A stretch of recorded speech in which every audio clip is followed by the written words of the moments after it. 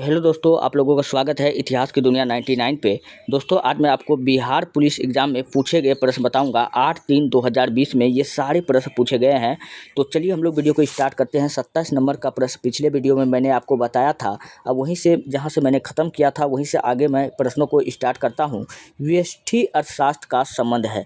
तो व्यष्टि अर्थशास्त्र का संबंध किससे है? तो अर्थशास्त्र दो प्रकार का होता है। एक को कहते हैं समष्टि और एक को कहते हैं एक को समष्टि कहते हैं और एक को व्यष्टि कहते हैं। जब भी व्यष्टि अर्थशास्त्र हम लोग पढ़ते हैं, इसमें छोटे छोटे स्थान के बातों का जिक्र किया जाता है। छोटे छोटे क्षेत्रों का बात किया जाता है। किसमें? समष्टि में। व्यष्टि में बड़े बड़े स्थानों का बात किया जाता है। जैसे देश हो गया, ये तो बड़ा स्तर पे हो गया ना। तो देश की अर्थव्यवस्था की जब भी बात होगा तो व्यष्टि में आ जाएगा, व्यष्टि अर्थशास्त्र में आ जाएगा।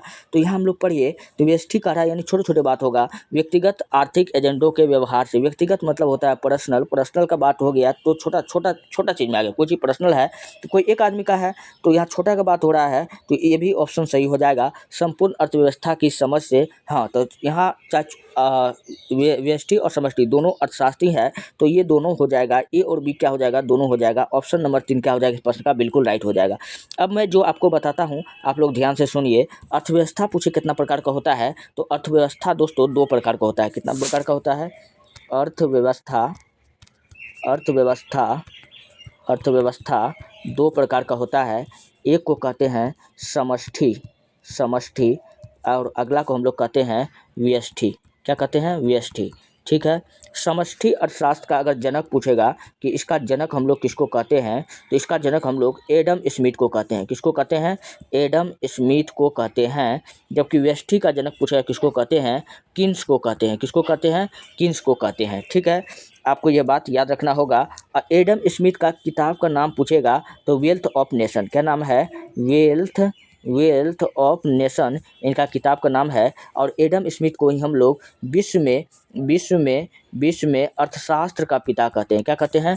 अर्थशास्त्र का पिता कहेगा हम लोग किसको कहते हैं विश्व में? तो एडम स्मिथ को कहते हैं। चलिए हम लोग बढ़ते हैं नेक्स्ट प्रश्न की ओर। अगला प्रश्न है KMnO4 में मैग्नीज की ऑक्सीकरण संख्या क्या है? तो KMnO4 में मैग्नीज की ऑक्सीकरण संख्या क्या है? तो आपको पता होगा, क्या पता होगा कि आवर्त सारणी के पहले आवर्त में क्या है बेटा? हाँ, पहले आवर्त में क्या है? हेलिना ने की रब से फरियाद। क्या है? हेलिना की रब से फरियाद। ये जो है पहले आवर्त में है। इस सब का ऑक्सीकरण संख्या क्या होता है? 1 होता है। ये बात आपको याद होगा। फिर बेटा मांगे कार स्कूटर बाप को, ये जो है आवर्त सारणी के दूसरे आवर्त में है। इन सब का ऑक्सीकरण संख्या 2 होता है। दूसरे आवर्त में जो है इसका ऑक्सीकरण संख्या क्या होता है? 2 होता है। और ऑक्सीजन का कितना होता है? ऑक्सीजन का -2 होता है। क्या होता है? -2 होता है। अब हम KMnO4 का निकालते हैं तो हम लोग के पोटेशियम, तो पोटेशियम का आप लोग देखिए, बेटा हेलिना ने की रब से फरियाद। तो पोटेशियम कहाँ है? के यहाँ पर है, तो यहाँ पर इसका जो है ऑक्सीकरण संख्या कितना होगा? 1 होगा। तो पोटेशियम का कितना हो जाएगा? 1 हो जाएगा। कितना हो जाएगा? 1 हो जाएगा। और प्लस हमको निकालना किसका है? मैग्नीज का। तो मैग्नीज का निकालना है तो मैग्नीज को हम लोग X मान लेते हैं। क्या मान लेते हैं? X मान लेते हैं। और O4 ऑक्सीजन का कितना होता है? तो ऑक्सीजन का मैंने अभी आपको बताया 2 होता है। तो ये हो जाएगा 2 चौके 8। O4 है तो इसका 2 होता है, -2 गुना 4, तो 2 चौके 8, तो ये हो जाएगा -8 हो जाएगा। और X का मान कितना हो जाएगा?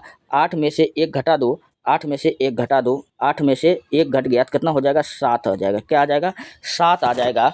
तो क्वेश्चन क्या कह रहा था कि KMnO4 में मैग्नीज की ऑक्सीकरण संख्या क्या होगा? तो +7। 7 किस में आया? पॉजिटिव में आया है। तो ऑप्शन नंबर 4 क्या हो जाएगा? बिल्कुल राइट हो जाएगा। अगर यहाँ तक अगर आपको बात समझ में आ चुका है तो हम लोग बढ़े नेक्स्ट प्रश्न की ओर। अगला प्रश्न आपके सामने में है बिहार एवं उत्तर प्रदेश राज्यों की सम्मिलित परियोजना है। बिहार और उत्तर प्रदेश राज्य की सम्मिलित परियोजना कौन सा है? तो आपको याद रख लेना है। दामोदर घाटी परियोजना, ये तो झारखंड में चलता है। ब्यास परियोजना, ये तो पंजाब में चलता है। ब्यास परियोजना कहाँ चलता है? पंजाब में चलता है। और हीराकुंड महानदी पर है। यहाँ नीचे में है हीराकुंड परियोजना, ये कहाँ है? महानदी पर है। तो हमको पूछा है कि बिहार एवं उत्तर प्रदेश राज्य की सम्मिलित परियोजना, तो गंडक परियोजना क्या हो जाएगा? बिल्कुल राइट हो जाएगा।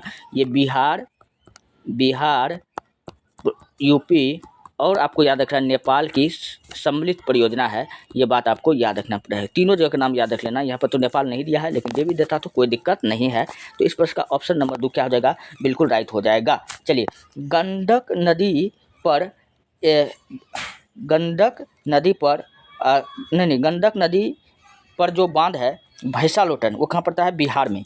गंडक नदी पर बांध कहाँ बना हुआ है, भैंसालोटन में। भैंसालोटन जो कहाँ पड़ता है, बिहार में। ठीक, गंडक नदी को हम लोग नारायणी नदी के नाम से जानते हैं। नारायणी, क्वेश्चन पूछा जाएगा कि नारायणी नदी के नाम से हम लोग किसको जानते हैं, तो गंडक नदी को जानते हैं। चलिए बढ़ते हैं नेक्स्ट, अगला प्रश्न आपके सामने में है, XeO2 F2 की आकृति क्या होगी। जो इसकी आकृति होगी त्रिकोणीय द्विरामिडिक होगा। क्या होगा, त्रिकोणीय द्विरामिडिक होगा। तो ऑप्शन नंबर 1 क्या हो जाएगा, बिल्कुल राइट होगा। चलिए यहाँ पर हम लोग देखते हैं इसकी आकृति को।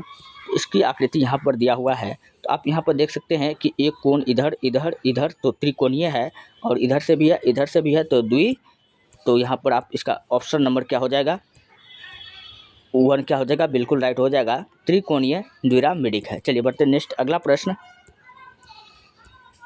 अगला प्रश्न है, सुभाष चंद्र बोस अंतर्राष्ट्रीय हवाई अड्डा कहाँ है। तो सुभाष चंद्र बोस अंतर्राष्ट्रीय हवाई अड्डा कहाँ है, तो कलकत्ता में, दमदम में। कलकत्ता में एग्जैक्ट स्थान पूछे तो दमदम में है। तो ऑप्शन नंबर 4 क्या हो जाएगा, बिल्कुल राइट हो जाएगा।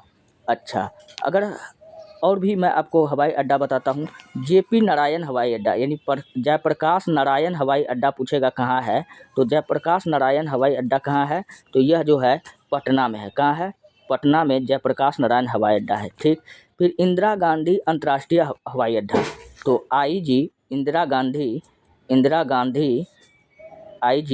गांधी अंतर्राष्ट्रीय हवाई अड्डा पूछेगा कहाँ है, तो इंदिरा गांधी अंतर्राष्ट्रीय हवाई अड्डा कहाँ है, तो यह जो होगा आपका दिल्ली में होगा, और ये सबसे बड़ा हवाई अड्डा है। क्या है, सबसे बड़ा हवाई अड्डा है। फिर क्वेश्चन पूछा जाता है कि छत्रपति शिवाजी महाराज हवाई अड्डा कहाँ है। छत्रपति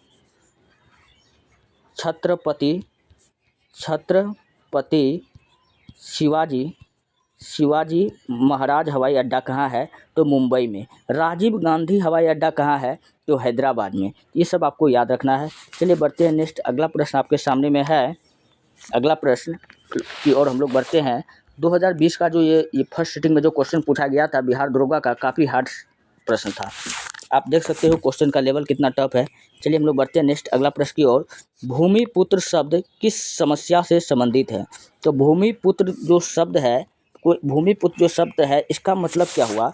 भूमिपुत्र का मतलब हुआ कि कोई आदमी कह रहा है कि हम भूमिपुत्र अगर शब्द है, तो इसका मतलब है कि वो क्षेत्रवाद की भावना का विकास कर रहा है। किसका कर रहा है, क्षेत्रवाद की भावना का विकास कर रहा है। तो ऑप्शन नंबर 2 क्या हो जाएगा, बिल्कुल राइट हो जाएगा। चलिए बढ़ते हैं हम लोग नेक्स्ट प्रश्न की ओर। अगला प्रश्न है, डाइबोरेन 120 डिग्री सेल्सियस पर अमोनिया से क्रिया करके देता है।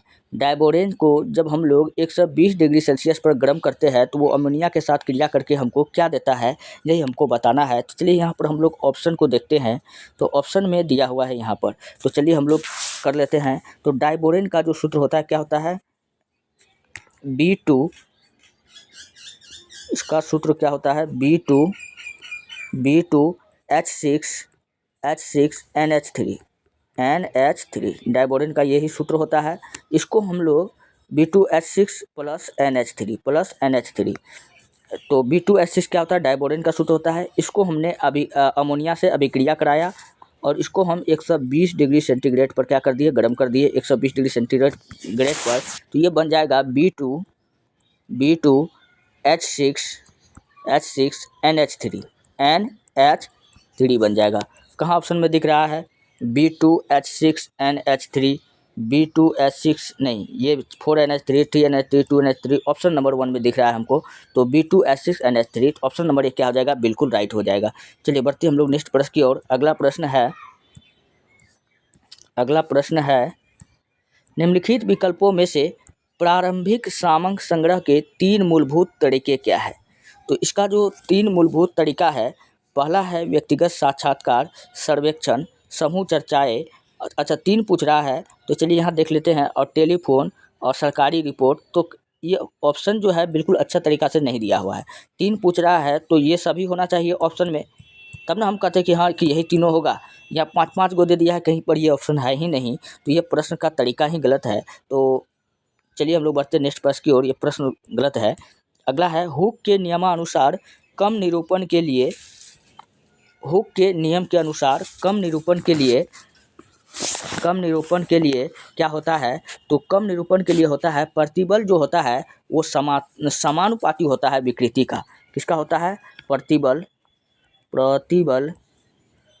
समानुपाती होता है किसका? विकृति का। और समानुपाती का मतलब अर्थ ही क्या होता है? बराबर होता है। क्या होता है? बराबर होता है। तो हम लोग देखते हैं प्रतिबल ये क्या होता है? उल्टा होता है विकृति का, गलत बात है। प्रतिबल समानुपाती होता है विकृति का, अर्थात बराबर होता है। तो ऑप्शन नंबर 2 क्या होगा? बिल्कुल राइट हो जाएगा। ये सब 12th क्लास का केमिस्ट्री से क्वेश्चन पूछ लिया गया है, इसलिए थोड़ा जटिल है। अगला प्रश्न है, निम्न में से कौन सा अंग मनुष्य के मादा प्रजनन से संबंधित नहीं है? तो मादा प्रजनन से कौन सा अंग संबंधित नहीं है? तो अंडवाहिका हो गया, अंडाशय हो गया, गर्भाशय हो गया, ये सब महिला प्रजनन तंत्र का भाग है। जबकि शुक्रवाहिका जो है यह मेल प्रजनन तंत्र का भाग है। तो इस प्रश्न का क्वेश्चन क्या कर रहा है? मादा प्रजनन से संबंधित नहीं है, तो यही शुक्रवाहिका नहीं है। तो ऑप्शन नंबर 3 क्या हो जाएगा? बिल्कुल राइट होगा। अगर यहाँ तक आपको समझ में, ये क्वेश्चन का कल भी हमने आपको जिक्र किया था, आज भी मैंने आपको कल पूरा डिटेल से इसको मैंने बताया था। महिला प्रजनन तंत्र का सारा भाग लिखा दिए थे और पुरुष प्रजनन तंत्र का सारा भाग लिखा दिए थे। आप लोग जाकर के वहाँ देख सकते हो। अगर फिर भी दिक्कत है तो कमेंट कीजिए, नेक्स्ट वीडियो में मैं आपको बता दूंगा। चलिए बढ़ते नेक्स्ट। अगला प्रश्न है, निम्न में से किस अणु आयन में अयुग्मित इलेक्ट्रॉन नहीं होते हैं? किस अणु आयन में अयुग्मित इलेक्ट्रॉन नहीं होते हैं? तो अयुग्मित का कहने का मतलब हो गया कि जिसका कोई युग्म नहीं हो। तो युग्मित होगा तब ना अयुग्मित है, तो यह युग्मित होगा। तो चलिए हम लोग युग्मित और अयुग्मित को कैसे पहचानेंगे? तो इसको पहचानने का नियम होता है, क्या होता है? अगर अंतिम कक्षा में 8 इलेक्ट्रॉन आए, कहाँ? अंतिम कक्षा में 8 इलेक्ट्रॉन आए, तो क्या होगा? तो यह युग्मित होगा। क्या होगा? युग्मित होगा। अगर अंतिम कक्षा में 8 इलेक्ट्रॉन नहीं आए तो क्या हो जाएगा? अयुग्मित होगा। चलिए अब हम लोग चेक करते हैं कि अंतिम कक्षा में किसका 8 इलेक्ट्रॉन आता है चारों ऑप्शन में। तो पहला दिया हुआ है N2 नाइट्रोजन का क्या होता है? 7 होता है, और ये दो प्लस में है तो इसको त्यागेगा, तो N2 का क्या हो जाएगा? 7, ये 2 तो त्यागेगा, -2 यानी 5 हो जाएगा। 5 हो गया यानी 8 से कम है। 8 से कम है, तो 8 से कम है तो क्या कहेंगे कि यह अयुग्मित है। क्या है? अयुग्मित है। तो हमको क्या? अयुग्मित इलेक्ट्रॉन नहीं होता है, यानी युग्मित हमको छांटना है।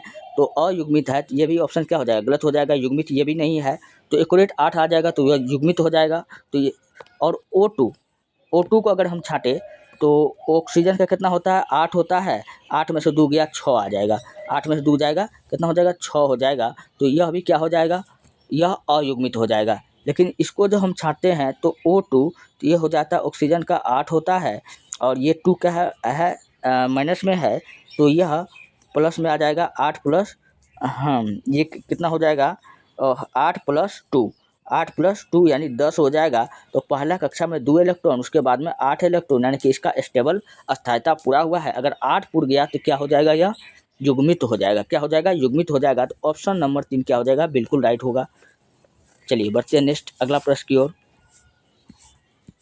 अगला प्रश्न है, भारत में पूंजी खाते के परिवर्तनीयता पर कौन सी समिति बनी है? तो पूंजी खाते के परिवर्तनीयता पर कौन सा समिति बना है? तो तारापोर समिति। कौन सा समिति बना है? तो चलिए हम लोग देख लेते हैं। तारापोर समिति बना है। तो ऑप्शन नंबर 3 क्या होगा? बिल्कुल राइट हो जाएगा। और ये तारापोर समिति कहेगा कब बना था? तो 1997 में। कब बना था? 1997 में तारापोर कमेटी का गठन हुआ था। फिर अगर आपसे क्वेश्चन पूछ लेता कि राज चलैया समिति कब बना था? तो राज चलैया समिति बना था 1900 1991 में। कब बना था? 1991 में। और राज्य चलिया समिति का जो संबंध था वो किससे था? कर सुधार से। किससे था? कर सुधार से इसका संबंध था। ठीक। रंगराज समिति का यानी रंगराजन समिति का रहा है, इसका संबंध किससे है? बैंकिंग सुधार से है। किससे है? बैंकिंग सुधार से। ये सारा प्रश्न पूछा जाता है बार बार, बैंकिंग सुधार से।